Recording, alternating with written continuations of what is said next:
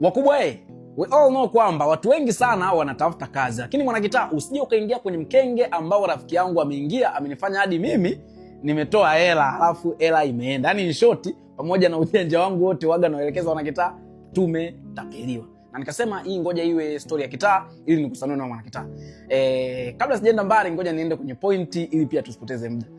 Kuna rafiki yangu mmoja ambaye nilisoma naye chuo. Sasa tukiwa naye nikawa namuona yuko busy anaongea na simu. Sasa sikutaka kumfuatilia sana, sikujua anaongea nini. Kwa hiyo baada ya muda ni kama akawa amebadilisha mood. Yaani akawa kama ana furaha.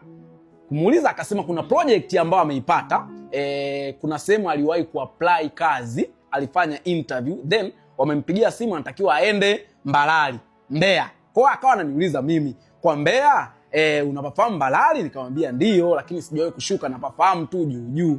Akanambia nimepata kazi huko mwanangu, kuna project na wanalipa vizuri, wamenitajia marupurupu na nini. Sasa mimi sikutaka kujaji sana, lakini ilibidi nimuulize, uliwahi kufanya interview hilo eneo? Akasema ndio, nilifanya interview na leo ndo nimepigiwa simu na meneja, amenielekeza kila kitu, amenielekeza kuhusu mshahara, kuhusu marupurupu ambayo atakuwepo na namna ambayo utafanya kazi na sehemu ambayo utafanyia kazi, na hiyo project nimeambiwa napewa mkataba wa miaka 3. Sasa mimi upande wangu kwa hapo sikushtuka. Ila baada ya stories za kwanza kuniambia sijui mshahara itakuwa kiasi fulani, marupurupu itakuwa kiasi fulani, pale ndo nilipoanza kushtuka, kwa sababu siamini kwamba kuna mtu anataka kupatia ajira anaanza kutajia marupurupu humu kwenye simu kabla hujafika. Ambapo nikashtuka zaidi ni kwamba akawa anatakiwa kesho yake, hiyo ambayo tunaongea mwanakitaa ni saa 1, kesho yake asubuhi anatakiwa awepo Mbalali. Yaani not kesho yake asubuhi awepo Mbalali, kesho yake asubuhi anatakiwa apande gari ili afike Mbalali. Mimi upande wangu nikaanza kuwa na doubt, ilibidi nimuulize, hao watu unawafahamu? Kwa hiyo baada ya kumdadisi mwanakitaa akanihakikishia kwamba hata rafiki yake anafanya hiyo project lakini yeye Zanzibar, ila yeye amechaguliwa kwenda Mbalali. Ilibidi nianze kidogo kumwamini, lakini kulingana na maelezo ambayo alinipa still bado nikawa sina imani. Lakini ilibidi nifanyeje sasa? Inabidi niwe upande wake tu, kwa sababu ndugu yangu amepata kazi.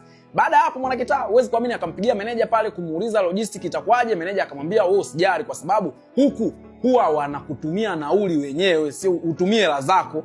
Kwa hiyo kitu ambacho kipo unatakiwa ufanye haraka ukate tiketi ili wakurifandi, kwa sababu ofisi kwa huku kwa siku kama ya leo huwa tunafunga saa 3, yani muda ambao ni tofauti na hiyo ilikuwa inaenda kama saa 2 hivi.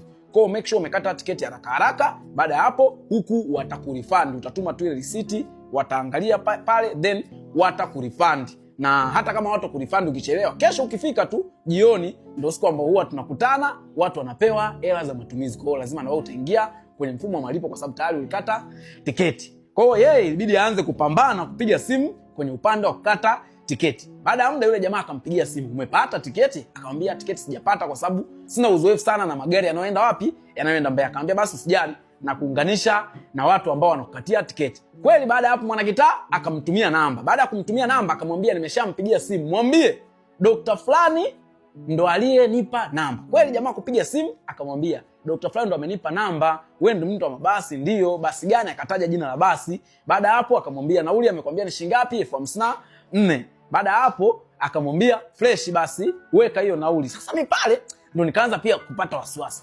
anawekeje nauli akati ameambiwa kule nauli atalipwa? Ilibidi amrudie. Kumrudia yule jamaa akamwambia sasa hatuwezi tukakutumia wewe nauli, wewe ndo unatakiwa ulipe alafu wewe ndo utalipwa ukitutumia hiyo tiketi. Sasa baada ya pale jamaa akawa kama amepata unyonge. Nikamuuliza nini? Akasema sina hela kwenye simu na hapa mwenyewe niko Ndona, kwa hata kesho tu kwenda kule najifikiria. Mimi nikabidi nimuulize tena, hebu mpigie mshikaji wako umuulize ana uhakika na hawa watu, kwa sababu kuna maelezo ambayo mimi kama sielewi. Jamaa akanihakikishia kwamba yule mwanae hawezi kumuingiza mkenge. Nikamwambia kweli?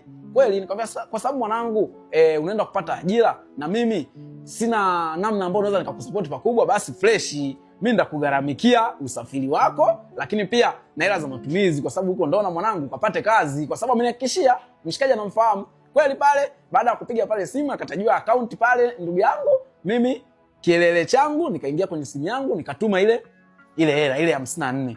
Baada hapo tukawa tunasikilizia sasa. Dakika ya kwanza, dakika ya pili, dakika ya tatu, kama dakika 10 zikapita.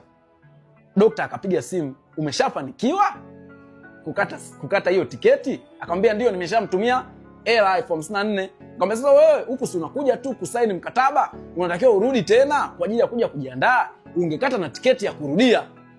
Mimi alivyosema tu hivyo, nikamwambia mwanangu, nimejaribu kuvumilia mpaka pa mwisho, tumepigwa. Kama hawakutumia hiyo tiketi tusitume hela tena. Mshikaji akaniambia, yani still unajua ile mtu ndo alikuwa anatafuta kazi muda mrefu ndo amepata kazi. Alafu natamani hata nitaje hiyo kiasi ni shilingi ngapi. Kwa sababu walimtajia amount kubwa. Nikamwambia mwanangu, hapa 70%, I'm so sorry kama nakudisappoint, lakini 70% mpaka 75 tumepigwa. Yani tumebaki na 25 tu. Hebu mpigie yule mshikaji wa gari ndo mwambie akutumie tiketi.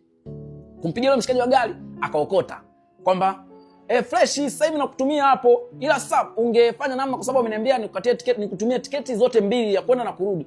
Mimi nikamwambia mwambie kwa wakati wa kurudi na mshikaji wangu ataniassist, anatoka Tunduma.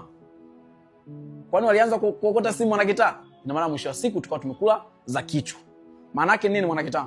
I don't know, sijui wengine huwa wanaajiri vipi au taasisi zinaajiri vipi. Mimi I don't think kama mtu akiwa anakuajiri anakutajia marupurupu, mshahara, yani anakuvutia, obviously hapo kunakuwa na mpigo. Mimi hiyo kitu nilisoma toka mwanzo. Sema nilikuwa after fly ya mshikaji wangu. Yaani mimi moja ya kitu ambacho huwa nakienjoy, napenda sana watu ambao wananizunguka, washikaji zangu wa chuo wapi, napenda kuwaona wanafanikiwa. Kwa hiyo I did it kwa ajili ya furaha ya mshikaji wangu, ndio maana tulipigwa. Ila mimi niliziona dalili za kupigwa toka mwanzo. Ndio maana nilikuwa namuuliza mara 99, unamfahamu. Lakini sikutaka kuonekana kwamba nambania mshikaji asipate ajira. Kwa hiyo mwisho siku nilikuwa nataka nimpe furaha mshikaji, ndio tukapigwa. Na mimi nilikuwa nimemwaahidi kwamba nitakulipia nauli na accommodation za mpaka unafika kule, mpaka kipindi ambacho hujapata mshahara, ndajitahidi tu nikupush. Kwa sababu mwisho siku sasa hivi unaenda kupata ajira ndugu yangu, na ni kitu ambacho ulikuwa unakitamani siku zote. Ndio tukapigwa ndugu yangu. Kwa hiyo Mwanakitaa, epuka matapeli ikitokea swala kama hilo. Scenario kama hiyo, sijui mtu akakuunganisha sijui tiketi, kwa sababu hata tiketi mimi nikamwambia, kwani wakatie wao? Lakini akasema hao ndo watanikatia haraka nini na nini. Yaani kuna vitu vingi ambavyo viliendelea Mwanakitaa, vingine nimeshindwa kuviongea, lakini ndio hivyo. Mimi niliona kupigwa toka mwanzo. Kwa hiyo naomba Mwanakitaa unaweza ukapigwa. Hii hapa ni stories za kitaa, na tulisema stories za kitaa it's all about experience, kujifunza vitu kama hivyo. Matapeli wana mbinu nyingi sana. Wengine wanasemaga sijui kuna deal. Nitakuja kuwapa story nyingine kwa sababu mimi nakutana na watu wengi. Kuna mteja wetu pia alipigwa, nitakuja kuwapa. Lakini mwisho wa siku Mwanakitaa, kama na wewe kukuta au wewe kusikia mtu amepigwa, unaweza kucomment hapa ilikuwa scenario gani na ilikuwaje mpaka ukaja ukajua umepigwa na ulipigwa shilingi ngapi. Sisi tumepigwa 54,000 taslim. Yaani mshikaji hata hela ya kutolea hajatoa. Anyway, bless ndugu zangu.